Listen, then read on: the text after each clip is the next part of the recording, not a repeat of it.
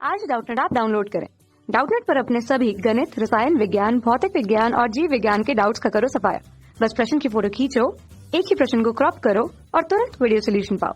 अभी डाउनलोड करें। नमस्कार दोस्तों, दिया गया प्रश्न है, पृथ्वी पर स्थित प्रेक्षक को तारे टिमटिमाते हुए प्रतीत होते हैं, इसका कारण है। दिए गए विकल्प है पहला, यह सत्य है कि तारे निरंतर प्रकाश उत्सर्जित नहीं करते। दूसरा, तारे प्रकाश का इनके अपने वायुमंडल के द्वारा आकृति अवशोषण होता है। तीसरा, तारे के प्रकाश का पृथ्वी के वायुमंडल द्वारा आवर्तित अवशोषण होता है। जबकि चौथा, पृथ्वी के वायुमंडल में अपवर्तनांक की घटना का बढ़ना। तो दोस्तों, तारों का टिमटिमाना इसलिए होता है, देखिए तारों पे क्या होता है, जो प्रकाश का उत्सर्जन होता है वो कंटिन्यूअसली, या हम लोग कह सकते हैं लगातार होते रहता है।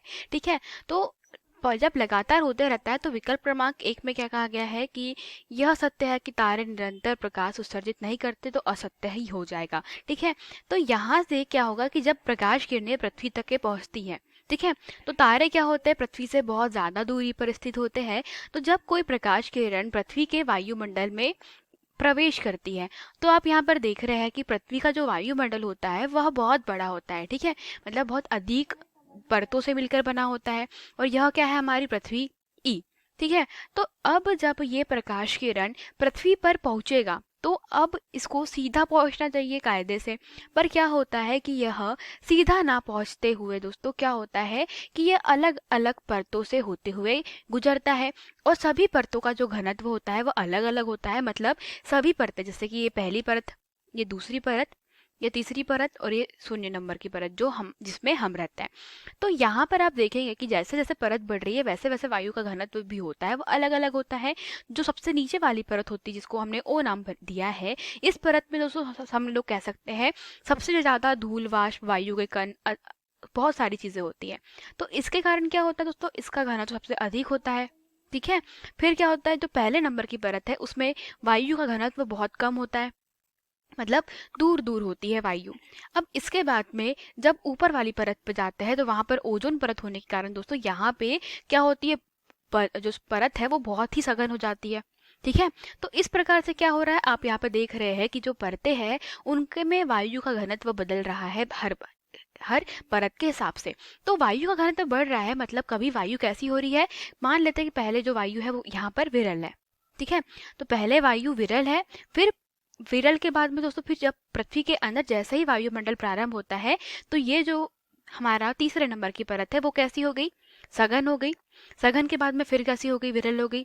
फिर इसके बाद में दोस्तों फिर कैसी हो गई, सघन हो गई, फिर विरल हो गई। तो इस प्रकार से जो वायुमंडलीय परतें हैं वे अलग अलग घनत्व की होने के कारण जब प्रकाश किरण पृथ्वी के माध्यम में प्रवेश करेगी तो वायुमंडलीय दोस्तों अलग अलग घनत्व के कारण, ठीक है, क्या होगा कि ये प्रकाश किरण सीधे ना प्रवेश करते हुए, अर्थात इसका मार्ग क्या था, पहले यह कुछ इस प्रकार से पृथ्वी की सतह पर पड़ रही थी, और यहाँ पर स्थित जो प्रेक्षक था, जब अगर उसे वायुमंडलीय दोस्तों परतों के कारण अगर वो देखता, मतलब वायुमंडलीय परतें नहीं रहती, तो उसे तारा बिल्कुल क्या दिखता, एक बिना टिमटिमाए हुए दिखता। अब क्या हो रहा है कि ये अलग अलग परतों से होकर गुजर रही है प्रकाश किरण, विरल, सघन, विरल, माध्यम। तो हम लोग जानते हैं कि जब प्रकाश किरण एक माध्यम से दूसरे माध्यम में प्रवेश करेगी तो क्या होती है, अपने मार्ग से विचलित हो जाती है। तो प्रकाश किरण सीधे ना गति करते हुए दोस्तों एक जिगजैग मार्ग में क्या करती है, गति करती है, और यहाँ पर क्या हो जाता है, यहाँ पर जो प्रेक्षक होता है उसकी नजरों पर पड़ती है।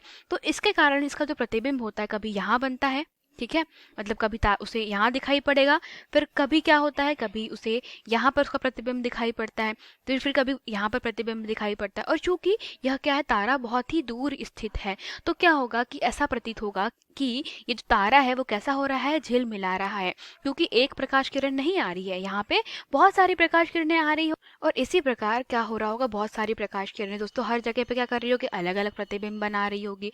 इसके कारण हम लोग कह सकते हैं कि जो तारे होते हैं वो टिमटिमाते हैं, और इस प्रकार से प्रकाश किरण का एक माध्यम से दूसरे माध्यम में प्रवेश करना क्या कहलाता है, उसे कहते हैं प्रकाश का अपवर्तन। अर्थात वायुमंडलीय परतों के कारण क्या हो रहा है, वहां पर तारों से आने वाले प्रकाश का अपवर्तन होता है। ठीक है, अतः हमारे प्रश्न का उत्तर क्या हो जाएगा, जहां पर अपवर्तन होगा। तो पृथ्वी के वायुमंडल में अपवर्तनांक का घटना बढ़ना ही क्या कहलाता है दोस्तों, तारों का टिमटिमाने का मुख्य कारण होता है। अतः विकल्प क्रमांक 4 हमारा प्रश्न का सही उत्तर है। अब विकल्प क्रमांक 2 में देखिए क्या कहा है कि प्रकाश का अपने ही वायुमंडल के द्वारा आकृति का अवशोषण।